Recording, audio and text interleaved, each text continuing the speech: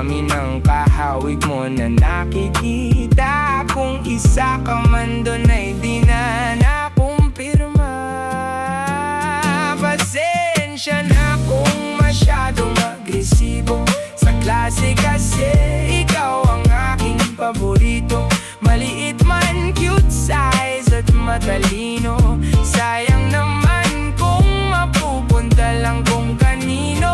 Pasensya na kung masyadong agresibo, mahinang umaastang super duper hero.